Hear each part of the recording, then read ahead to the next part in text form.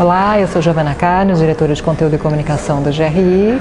Eu estou aqui no GRI PPPs e Concessões em São Paulo e eu converso agora com o ministro Gustavo Canuto, do Ministério de Desenvolvimento Regional. Ministro, estamos completando praticamente os primeiros 100 dias do governo Bolsonaro. Qual é o balanço que o senhor faz em relação ao Ministério nesse período? O Ministério, nesses 100 primeiros dias, focou principalmente em fazer o diagnóstico. Está com 6 secretarias, 6 políticas importantes: desenvolvimento regional e urbano, habitação, saneamento, segurança hídrica, mobilidade urbana e defesa civil. Então, a primeira dificuldade, o primeiro desafio foi fazer um diagnóstico concreto do que herdamos a situação do Ministério e pensar no futuro. A gente, nesses 100 dias, trabalhou e elaborou os planos nacionais. O primeiro é uma das entregas prometidas e cumpridas, é o Plano Nacional de Segurança Hídrica. O Plano Nacional de Mobilidade e Habitação está em elaboração, chegará a ser entregue em breve. E a gente focou principalmente nisso, identificar os desafios, o passivo que foi recebido, aprimorar a gestão em alguns aspectos, para que seja responsável, para que a gente realmente só assumisse compromissos dentro do que a gente tem de disponibilidade orçamentária e financeira, e ao mesmo tempo não desonrasse aquilo que já estava em curso, a fim de não ter nenhum tipo de impacto na política pública propriamente e também não nos empreendedores que acreditaram no governo. E para os próximos 265, vamos dizer assim, a prioridade passa a ser a execução? O que o senhor diria? Qual é o principal objetivo? Sim. Aí agora com o diagnóstico feito, o plano de ação traçado, a gente conseguir os recursos para financiar essas ações e atingir essas metas. A gente tem desafios muito grandes, principalmente na área do saneamento. É uma deficiência, indicadores muito ruins, que a gente precisa destravar esse setor, e uma das formas, além dos investimentos propriamente ditos, é a mudança do marco legal. Então, eu acho que o governo tem várias formas de agir para implementar as políticas. Uma delas é alterando o normativo, criando um ambiente mais favorável aos investimentos. Então, tanto na habitação quanto no saneamento, uma mudança do marco legal, e habitação, uma alteração, uma reformulação da principal política de habitação, que é o programa Minha Casa Minha Vida. Há players privados do setor de saneamento que entendem que, antes da votação da reforma da Previdência, que é a grande prioridade que se tem no momento, poderia haver uma espécie de janela de oportunidade para haver a aprovação da MP do saneamento. O senhor acredita num cenário como esse, ou numa aprovação num outro horizonte? A MP, se eu não estou enganado, ela caducaria em junho ou julho. Então nós temos uma urgência na discussão no Congresso. A gente já tem uma orientação do presidente para que isso seja feito, que a gente vai discutir com a comissão especial, esclarecer os pontos para que essa alteração realmente passe, o marco seja atualizado, melhorado, mais aberto à iniciativa privada. Então, eu acredito que é uma oportunidade pela euforia que vai se criar, não só com o avanço da proposta da reforma da Previdência, mas com a sinalização que os tempos são outros, que a gente está aberto a investimento, que é uma parceria clara com o setor privado. Esta alteração mostra isso, as alterações que serão propostas também no Minha Casa Minha Vida têm um viés nesse sentido. Então, é toda uma onda que mostra que a gente está aberto a investimentos, buscando arranjos diferenciados, formas outras que não o tradicional imposto vira política pública. Então, a gente vai defender com unhas e dentes essa alteração, forma política correta, ouvindo a opinião das casas, mas defendendo a nossa posição. Eu acho que é uma oportunidade, sim, que aconteça dentro do primeiro semestre, em conjunto e em paralelo à discussão da reforma da Previdência. Ainda nessa questão do saneamento, a gente teve consultas públicas agora em março, 22 e 29. Qual é a sua expectativa em relação ao resultado final dessas audiências e o processo daqui em diante para o PlanSab?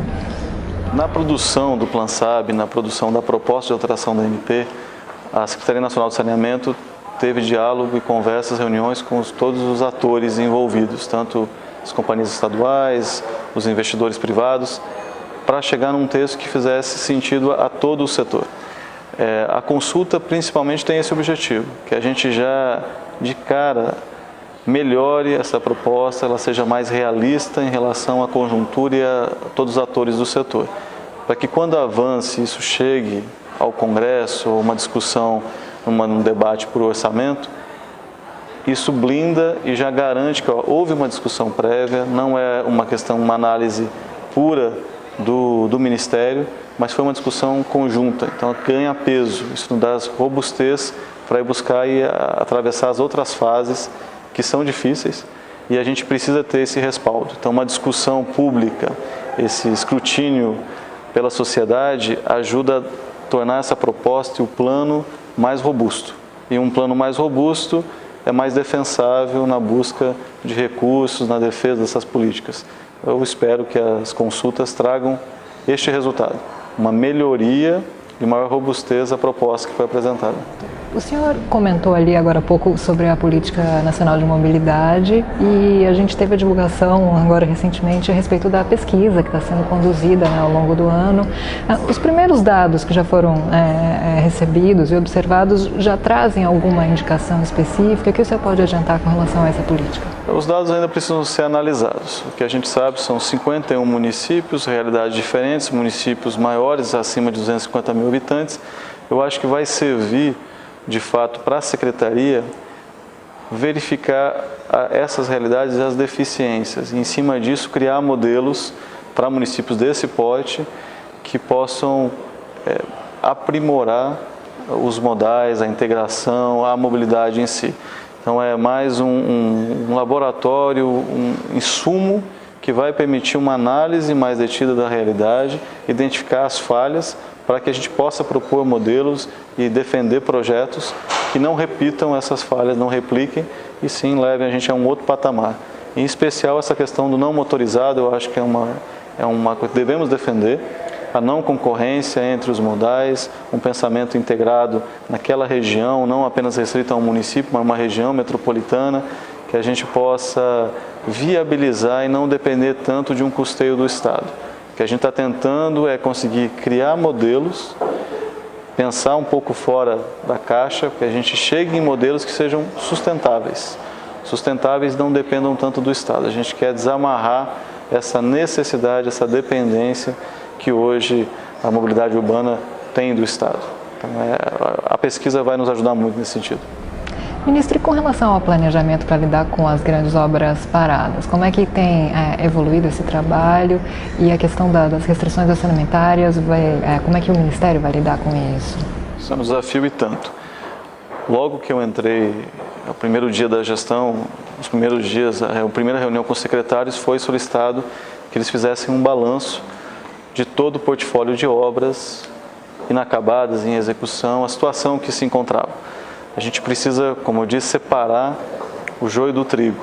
Aquelas obras que, infelizmente, ou por deficiência de projeto, ou pelo tempo que se passou, são inviáveis de terem continuidade. Feito esse filtro, retirar essas obras, as que sobraram, e buscar o recurso, porque muitas delas ou têm problemas junto aos tribunais de contas, ou têm deficiências aí, orçamentárias e financeiras que a gente tem que equalizar. E aí é um trabalho constante, caso a caso, e que é um desafio. O ajuste está aí, a necessidade de sinalizar para o mercado que o governo é responsável e vai fazer uma gestão baseada apenas no que de fato ele tem condições de executar é necessário, a gente tem consciência disso, mas temos muita coisa que ficou para trás, muita coisa que precisa ser executada. Então a busca com orçamento é um diálogo com a economia constante, mostrando a relevância, o benefício que isso vai trazer, o prejuízo em deixar essa obra inacabada, o tanto de recurso que já foi investido. Às vezes você está com uma obra com 80%, 90%, falta ali uma pequena parcela de uma obra com volume de recursos muito alto, e se você não fizer, o seu prejuízo vai ser muito maior. Então, mas é uma discussão, é um convencimento aí na necessidade. A palavra da vez agora é priorização e escolha. Onde gastar os poucos recursos que temos. E aí cada ministério vai defender o seu peixe, eu não serei diferente, vou defender essas obras, a necessidade de finalização, e o ministro Paulo Guedes vai ter trabalho com o desenvolvimento regional, porque a gente vai buscar recurso com aquelas obras que façam sentido e que realmente tragam um benefício concreto para a população. Como foi a experiência de participar hoje aqui do GRI PPPs e concessões, nesse ambiente de interação público-privada? Foi muito bom, eu achei, primeiro, a cordialidade do GRI Clube, agradeço, muito bem organizado o evento, muitas pessoas, atores importantes do setor que a gente tem a oportunidade de conversar, é uma oportunidade também para apresentar o que o ministro pensa em relação a essas políticas, deixar bem claro que a iniciativa privada é muito bem-vinda, as propostas são muito bem-vindas, que o público está aberto a ouvir o privado, e eu acho que é assim que a gente avança, deixando claro, esclarecendo o que a gente pensa do futuro, tendo a oportunidade também de o setor fazer as críticas devidas, de maneira correta, para que a gente possa ajustar os caminhos, que a gente só vai avançar se avançarmos juntos, em paralelo. Então acho que o tempo em que o público acreditava que o privado não deveria participar da execução das políticas está de lado. Foi esse tempo. A gente precisa da iniciativa, a gente quer construir junto um novo país. Então são eventos como esse que nos dá a oportunidade de falar com o setor de uma maneira mais clara, aproveitar o networking que o GRI Clube tem.